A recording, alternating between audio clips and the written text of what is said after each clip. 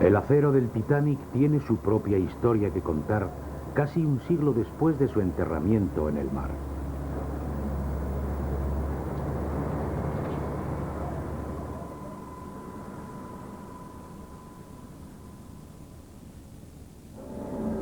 La noche del desastre, muchos supervivientes afirmaron haber oído sonidos increíbles.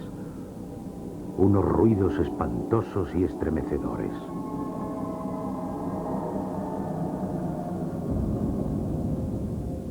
En el caso del Titanic, estamos hablando de cientos de pies cuadrados de placas que estaban desgarrándose y produciendo una gran cantidad de ruido.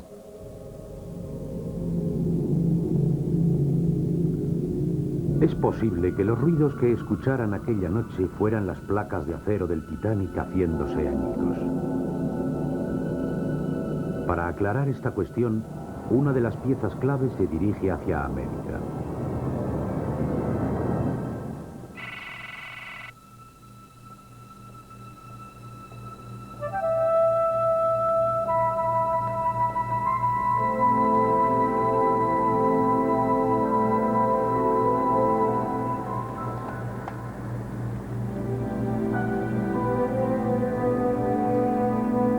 Para reconstruir lo que pudo haberle sucedido al acero del Titanic, ha venido hasta aquí para que lo estudien y lo analicen.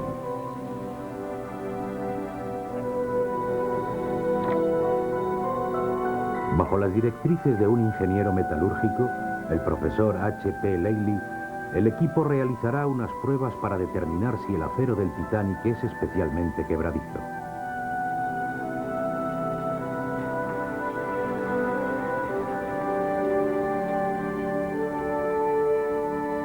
Se corta una pequeña muestra y se introduce en el microscopio electrónico de barrido.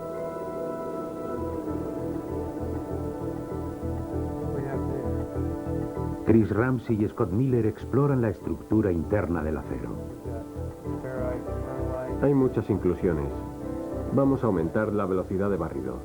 Después vamos a disminuir los aumentos, a ver qué es lo que encontramos. Están buscando los defectos y los puntos débiles potenciales del acero.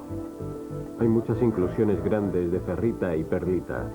Esta es bien grande, probablemente de sulfuro de manganeso. Como sospechaban, el acero está lleno de grandes inclusiones de sulfuro de manganeso.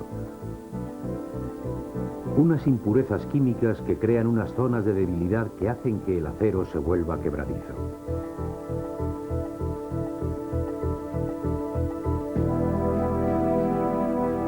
Normalmente, ese era el caso del acero que se fabricaba a principios del siglo XX.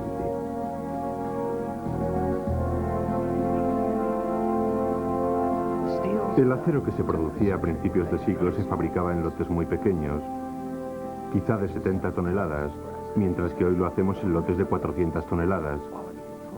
El control de calidad era un problema en aquella época. Comparado con los aceros actuales, este es peor. Pero para el acero de aquella época, probablemente era lo mejor que se podía fabricar. Contiene perlita.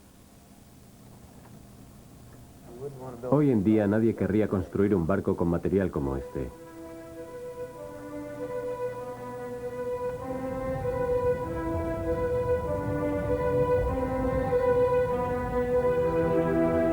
En la época en que se construyó el Titanic, nadie sospechó que las impurezas químicas en el acero podían debilitarlo bajo condiciones extremas. Los científicos sospechan que la temperatura extremadamente baja de las aguas del Atlántico Norte provocó que el acero se volviera aún más quebradizo.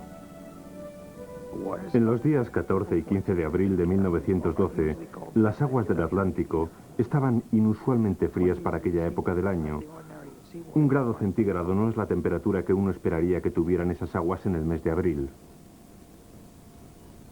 H.P. Leahy enfría una barra de acero hasta la temperatura que tenía el agua la noche del desastre.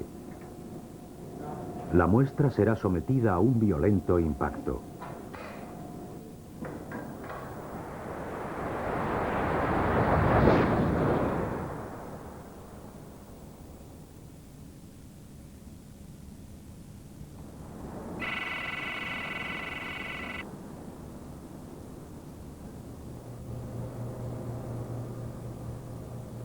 El trozo fracturado será enviado a otro laboratorio para que lo examine el geólogo Timothy Feike.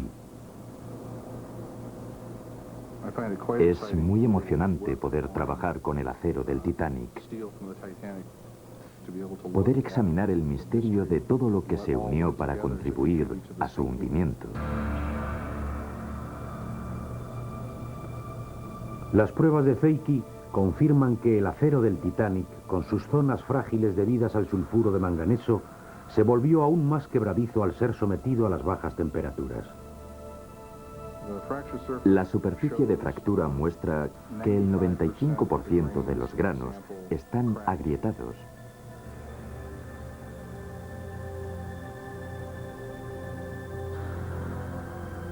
En casi todos los casos, las líneas de fractura provienen de los puntos débiles.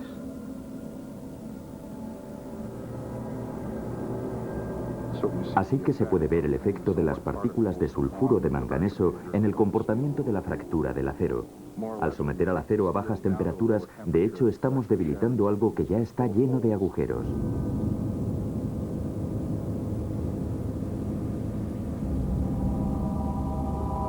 La noche del desastre, mientras el Titanic comienza a romperse, es probable que gran parte del acero se fracturara debido a lo quebradizo que era.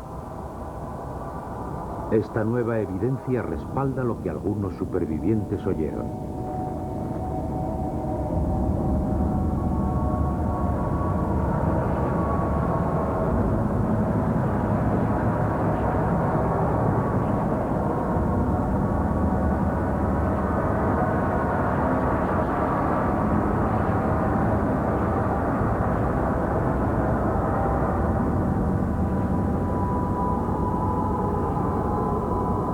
Nadie sabe con certeza lo que le sucedió al Titanic una vez que se sumergió en las aguas y se encaminó al fondo del océano.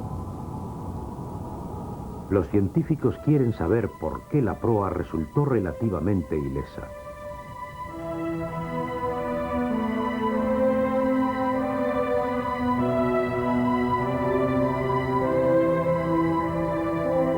Por otro lado, la popa está completamente destruida.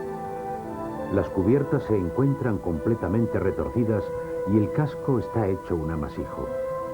¿Qué le sucedió a la popa en su descenso al fondo? No comprendemos los pormenores de lo que sucedió.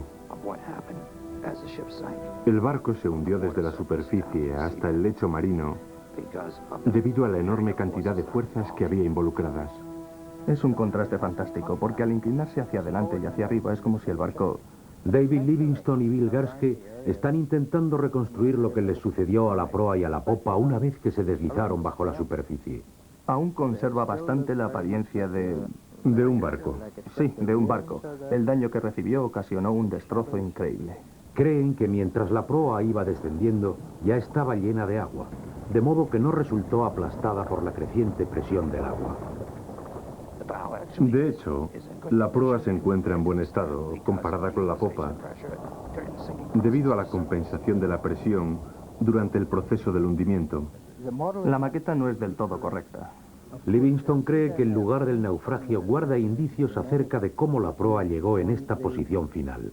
En el lado de estribor hay esta enorme ondulación. Y en la proa hay una abolladura llena de cieno en el lugar donde el barco fue empujado.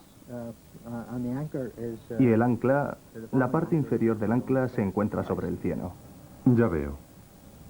Otro indicio acerca del impacto de la proa se encuentra en el lado de babor. Sobre la parte superior del puente y... Para sorpresa de Livingstone hay una gran abolladura en el casco. La abolladura del lado de babor me cogió por sorpresa.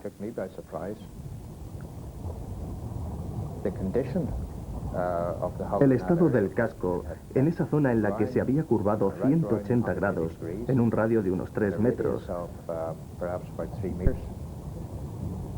y que el casco no se hubiera fracturado. Las placas estaban intactas. Lo que pudo pasar, Bill, es que el barco se estaba hundiendo proa abajo. Proa abajo. Pero que al mismo tiempo se desplazara. Lateralmente. Sí, lateralmente. y que después quedara enterrada en el cielo.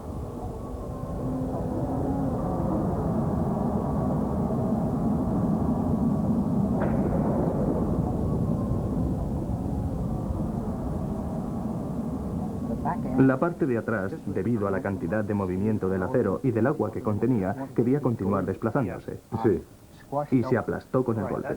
sí, parece posible. De hecho, se arqueó formando una gran curva. Sí. Creo que justo aquí. Comprender cómo llegó la popa al fondo es algo más confuso. Con el número 4, que probamos 2 días antes, Los restos de la popa son caóticos. Esto también constituye una pista importante. Livingstone y Garske creen que después de que la proa empujara a la popa bajo el agua, ambas se separaron. La increíble presión del aire atrapado en el interior de la popa provocó implosiones internas.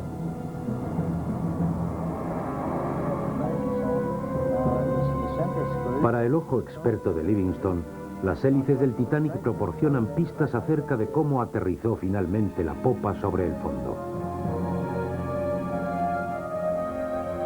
Las hélices están extrañamente curvadas hacia arriba, lo que sugiere que fue la parte trasera de la popa la que primero colisionó contra el suelo. parece como si la parte trasera golpeara contra el fondo al caer como una piedra.